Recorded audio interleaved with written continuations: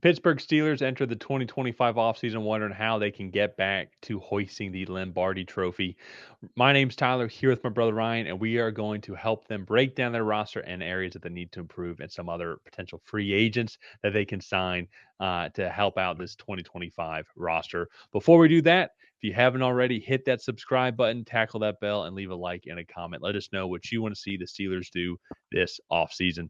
And Ryan, let's pull up over the cap here and let's show their current free agents that they have as of right now. That's the calculator. We're going to come back Oh, to that here in a second. There we go. And so we have some of the top players, as some of the top free agents as of right now. Which when it comes to their overall percentage of snaps that they played. So guys like Dan Moore, Dante Jackson, Van Jefferson, Russell Wilson, these are all some key top guys that they're going to be talking about as well. And there's a lot of actually guys here. Like typically, normally, like I list off mhm. the first couple, and then like the rest of the guys are like nobodies, and like the journeyman. But Yeah. even too, you go down this roster like Najee Harris, Landon Roberts, Mike Williams, Preston Smith, Jalen Warren, Justin Fields. All those guys played significant minutes for the Pittsburgh Steelers this year. Who are it's interesting. Who are I guess some of the other top guys that are like for sure fire like these are going to be guys that they're going to resign. And who are some other guys you think that they're going to let walk that are big names? Yeah, well, I the Steelers are kinda known not to necessarily re-sign a lot of guys, especially, like, you look Najee Harris, Jalen Warren, Right both of there. those guys. Wait, what? Oh, you were looking for Jalen Warren. I'm going to say Yeah, yeah. right there above Justin Fields. But, they typically, like, don't re-sign running backs. You look like they let Le'Veon Bell walk, they kinda franchise tagged him, never really committed, and then went out and they drafted Najee Harris after, I forget James the running. Conner. Yeah, James Conner left in free agency, and so, like, I feel like that's kinda what this is shaping up to be. Like, Omarion Hampton is supposed to go right around where, the Steelers are drafting, and I feel like that would be, an interesting option there, and so I'm not really sure they're gonna re-sign a lot of these guys. I think Dan Moore's probably the top candidate, but I do feel like he's not necessarily good enough to tag, so there's still a chance that he walks in free agency to another team that's willing to pay more for a starting caliber left tackle. So like, there's not really any guarantees I think to come back, and so kind of switching back over to the cap calculator. Uh, there was a lot of cap space that they could clear up, but I just don't know if it's necessarily worth moving on from some of these players. Like TJ Watt, you could save 21 million. Obviously, you're not cutting TJ Watt. Minka Fitzpatrick, Cam Hayward, Alex Highsmith, Patrick Queen. Like you can save money by cutting a lot of these players, but we ended up just making two moves there here. So Cole Holcomb saved about $6 million on the cap. And then Cordell Patterson, we saved about 2.8 million on the cap. So uh, Yeah. getting rid of those guys brought them up to I think around 70 million in cap space. Yeah, so they're entering in about 61 million according to over the cap. So yeah, this brings them up to about 69, 70 million in Okay. cap. There's a couple other guys, but like that like maybe like Isaac Samalu or maybe Larry Ogunjobi, but like that's being very specific and Yeah. it is funny too looking sorry, 1 second here. Uh it is funny too looking at how the Steelers sign their contracts and structure their contracts to even some of the star players. And then look, we just recorded the Eagles, the other Pennsylvania teams, how they sign their contracts. And it's like full guarantee money no matter what. Like they are just like putting everything on red, you know, Yeah. Yeah. like hoping that all this stuff works. While with the Steelers, they give themselves a lot of flexibility. And so it's interesting to see how both strategies work. While one team just won a Super Bowl, the other team has made the playoffs consistently every single year over the past 10, 15 years. But this is what's going to be interesting with this team is like, so you make some of these cuts, but you still have a decent or a vast majority of the core still there. There's still a good young core that's going to be improving, that needs to keep on improving. And you know, they're going to be guys like Joey Porter Jr., for example, at the secondary position. But when it comes to some of the other areas, they're like they need a lot more help with the skill position players here. And so I think that's where they're going to get a lot of that externally. We're going to get that here in a second, but we do believe they're going to re-sign Dan Moore Jr.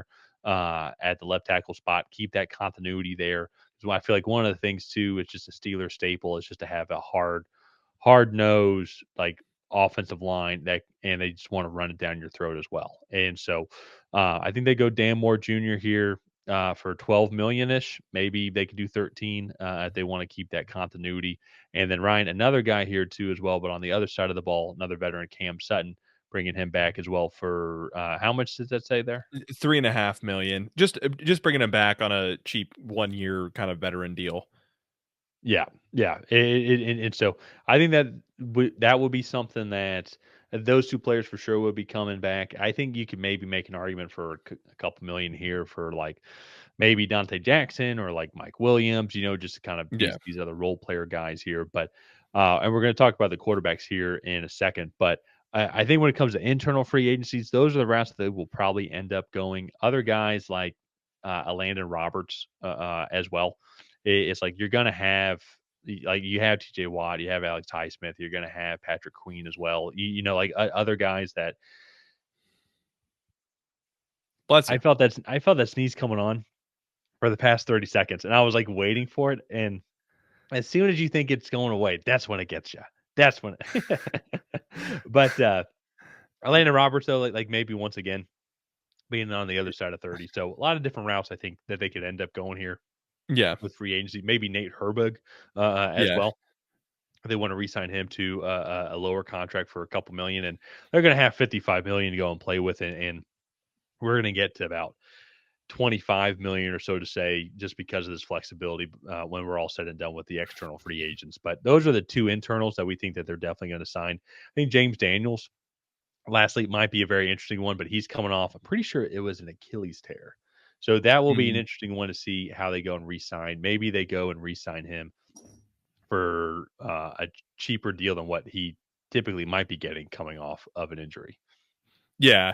I mean, there are other guys that I think that they could go and re-sign. I mean, you mentioned the quarterbacks. Justin Fields and Russell Wilson are both free agents this offseason, but I just don't know if the Steelers are really going to want to run it back with them. We were joking, they're like kind of in this like cycle of mediocrity where they're like always good enough to make the wild card, but then they get beat every year in the first round. And so I like to me, they're a very well coached team every single year. They just when they had Big Ben, they had the quarterback that could push them over the edge and make the AFC Championship games and the Super Bowls.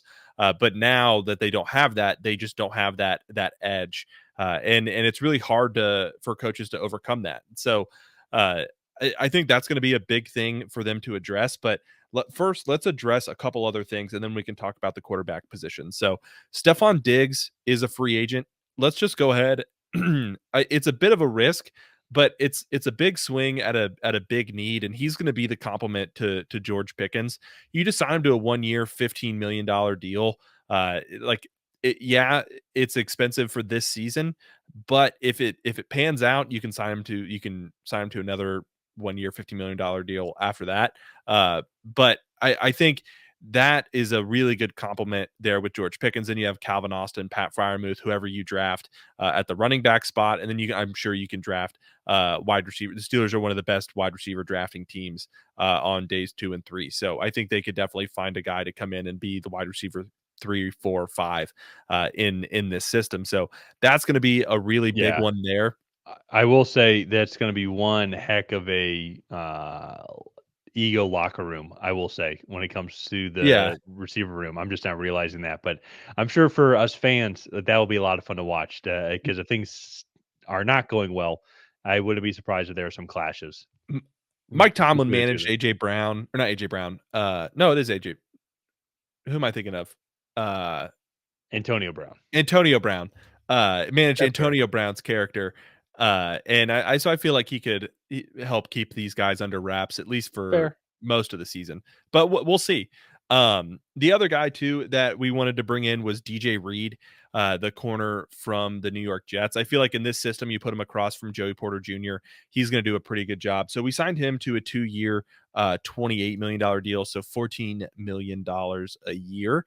And I just think he's a really good corner. You need secondary. You have Minka Fitzpatrick on the back end. You have Joey Porter Jr. on one side. You definitely need somebody to kind of come in there and compete on the other. And so now you'd have Cameron Sutton, Joey Porter Jr., DJ Reed. You can potentially add somebody later on in the draft to come in and be the fourth corner, or maybe go out and sign another cheaper free agent. to come in and be that corner as well. So all in all, I feel like that's a good signing um, for them. And now I think is where things get really interesting with the quarterback position, just because you're not bringing back Russell Wilson, you're not bringing back Justin Fields. Tyler, who do you think if this is how free agency plays out, who do you think the Steelers should bring in? Well, I want to talk about that comment real quick. I don't think there's a guarantee that Justin Fields doesn't come back. I think Russell Wilson Well, is in this scenario, sorry, that he's not coming oh, back. in this scenario. Well, so there's a couple different ways that they could end up going here as well, and I think a serious one. I could be like they have some cap space left over, and you can negotiate how much cap space you can carry over from a trade. But if you do go and get Kirk Cousins as well, and I know obviously like I'm a Falcons fan and like please take this contract off of our system here. But I also think too, if you go look at where Kirk Cousins was successful, it was when it was on like these run heavy teams. I know people are going to talk about this Vikings team as well, and he even had Stephon Diggs, and actually that could be another connection. Like, actually, did Stephon Diggs and Kirk Cousins were they ever on the same team, or was it Case Keenum? No, that That was was a Case guy. Keenum.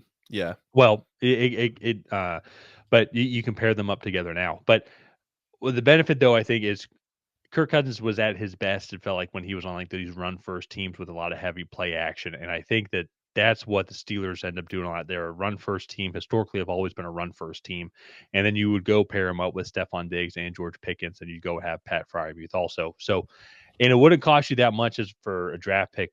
The Steelers have 7 picks, 8 picks actually as of right now. So, and it would be a day 3 pick. So let's say you take that 163 pick and then you go and negotiate with the Falcons.